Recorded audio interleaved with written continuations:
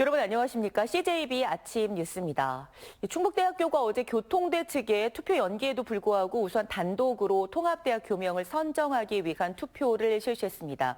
교육부의 통합 신청서를 다시 제출해야 하는 시한이 임박한 상황에서 교통대 일정에 끌려가지 않겠다는 의지로 보입니다. 먼저 조상우 기자입니다.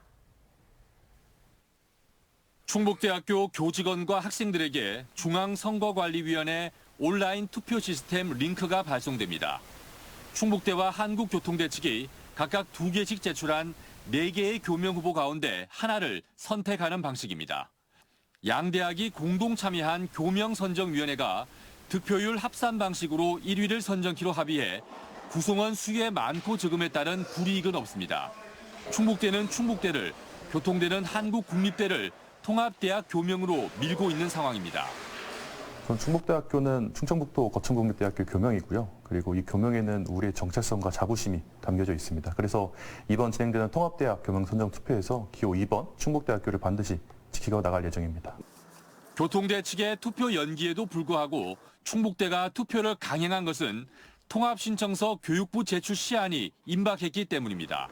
양 대학이 지난 6월 제출한 통합신청서에 대해 교육부가 이달 말까지 내용을 전반적으로 보완해 제출해달라고 요구한 상황에서 충북대만이라도 합의된 일정대로 단계를 밟아 통합 추진의 동력을 계속 살려가겠다는 의도로 풀이됩니다.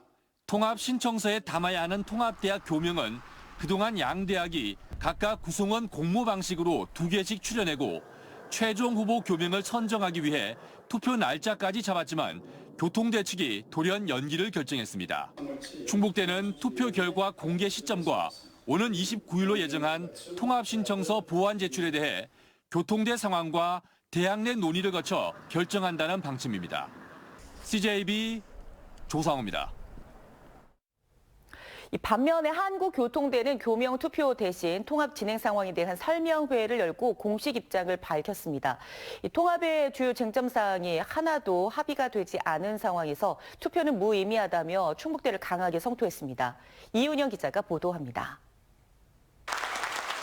한국교통대가 대학 구성원들을 대상으로 마련한 통합협상 진행 상황 설명회. 대학 통합의 주요 쟁점 사항이 하나도 합의가 되지 않은 상황에서 부득이하게 교명 투표를 연기할 수밖에 없었다며 불성실하게 협상에 임해온 충북대를 강하게 성토했습니다. 고창섭 총장께 묻습니다.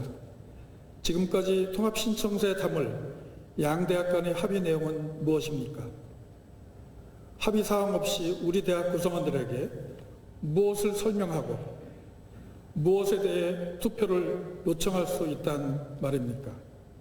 실제로 오는 29일까지로 예정된 대학 통합 부속 합의서 제출을 위해서는 9가지 안에 대한 합의가 선행돼야 하는 상황. 하지만 아직까지 대학본부 위치나 유사 중복학과 배치 문제 등 중요한 안건에 대한 합의가 거의 이루어지지 않았습니다. 충북대학보다 작은 대학이고 또 되게 상대적으로 위기의식을 느끼고 있는 것이 사실인데 투표 과정에서 또 부결된다면 또 이것도 굉장히 큰 상황이거든요. 그래서 우리는 조심스럽게 최대한의 합의를 이끌어내기 위해서 노력하고 있는 거고. 특히 25개나 되는 유사 중복학과의 정원이 대거 충북대로 이동할 경우 정원 감소 등에 대한 대안도 마련되지 못한 겁니다. 공문에도 더 이상의 이런 일방적인 통합을 지지하지 않고 22만 충주 시민과 함께 항공, 철도, 교통, 해양을 총 아우르는 교통 특성화 대학으로 변화할 수 있도록. 한편 이번 달 말까지 보완된 통합 신청서를 제출하지 않을 경우 교육부가 통합자금 감액 등 강도 높은 제재에 나설 수 있어 양 대학이 극적 합의를 이룰 가능성도 여전히 남아 있습니다. CJB 이윤영입니다. 청주의 한 산후조리원에서 발생한 신생아 사망 사건과 관련해 법원이 범행에 가담한 혐의를 받는 산부인과 의사에 대한 구속영장을 기각했습니다. 청주지방법원은 어제 살인 혐의를 받는 60대 산부인과 의사에 대해 9시간 정도 영장 실질 심사를 벌인 뒤 피해자가 도망할 우려가 없고 증거를 인멸할 우려가 없다며 영장을 기각했습니다. 또 범행에 직접적인 연관이 있는 남편에 대해 검찰이 도망과 증거 인멸의 우려가 없다는 이유로 신청을 기각한 점도 고려했다고 설명했습니다. 앞서 신생아를 고의로 숨지게 한 혐의로 30대 산모는 이틀 전 구속됐습니다. 청주 오송 참사 유가족협의회와 생존자협의회 시민대책위원회는 어제 충북도청 브리핑룸에서 기자회견을 열고 국정조사로 오송 참사의 원인을 규명해달라고 요구했습니다. 이들은 충청북도와 정부, 국회가 무관심으로 일관하고 있다며 제대로 된 진상규명 없이는 사회적 참사를 막을 수 있는 대책 마련 또한 멀어질 수밖에 없다고 주장했습니다. 한편 유가족과 생존자들은 진상규명을 호소하는 친필 엽서를 국회의원 300명에게 보낼 예정입니다. 충북의 체감 경기가 연말을 앞두고 비관세로 돌아섰습니다. 한국은행 충북본부에 따르면 11월 충북 지역 소비자 심리지수는 98.9로 전달 대비 2.9포인트 하락했습니다. 소비자 심리지수는 현재 생활 형편, 가계 수입 전망, 현재 경기 판단, 향후 경기 전망 등 6개 주요 소비자 동향 지수를 산출한 지표로 장기 평균치를 기준값 100으로 해 이보다 크면 낙관적, 그 아래면 비관적임을 의미합니다. 충북은 지난 5월 이후 계속 100 이상을 유지하다 6개월 만에 기준치를 밑돌았습니다. 정부는 오는 2050년까지 이산화탄소 순배출량을 0으로 줄이겠다는 탄소 중립 목표를 세워놓고 있습니다. 이에 발맞춰 청주시 또한 일회용품 없는 청주를 만들겠다는 의지를 다지는 선포식을 열었습니다. 이미 다회용기 제공 등을 통해 일회용품 없는 축제 문화가 확산되고 있는 가운데 앞으로 일상생활에서 일회용품 사용을 줄이기 위한 다양한 노력이 진행됩니다. 김세희 기자입니다. 지난해 청주시의 재활용 쓰레기는 16,000여 톤, 이를 처리하는 데에만 12억 원이 듭니다. 이마저도 3분의 1 가까이는 제대로 분리 배출이 되지 않는 탓에 해마다 7억 원 가까운 예산을 더 투입하고 있습니다. 늘어나는 일회용품 사용에 분리수거가 좀처럼 정착되지 않으면서 재활용 쓰레기가 그대로 버려지거나 이를 처리하기 위한 예산 낭비로 이어지고 있는 겁니다. 청주시는 해마다 늘어나는 재활용품을 줄이기 위해 일회용품 없는 청주 선포식을 열었습니다. 이번 선포식은 지난 2021년부터 시민들이 자발적으로 참여하고 있는 쓰레기 줄이기 청주 시민실천 운동의 성과를 짚어보고 일상 속 일회용품 사용을 줄이기 위한 생활 실천 과제를 공유하자는 취지로 마련됐습니다.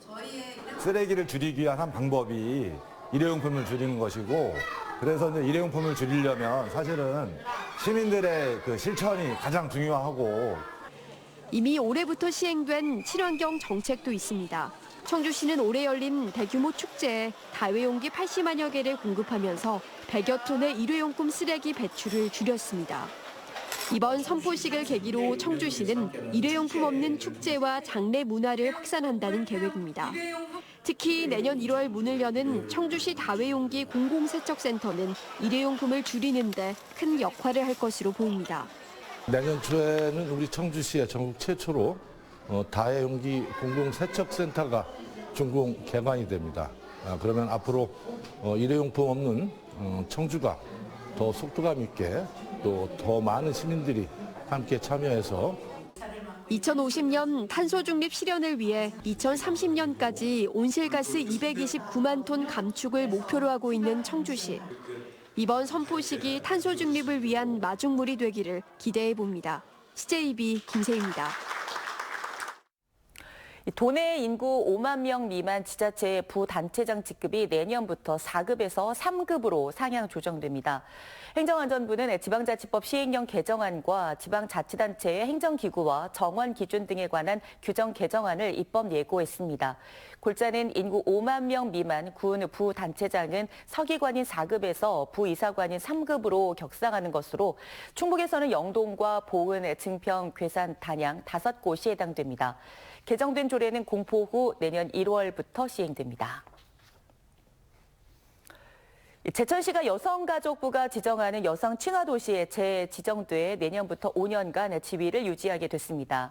이는 지난 2012년과 2019년에 이어 세 번째 지정으로 가족 친화 환경 조성, 성평등 정책 추진 기반 구축 등 여성 친화도시 5대 조성 목표에 따라 사업을 추진하게 됩니다.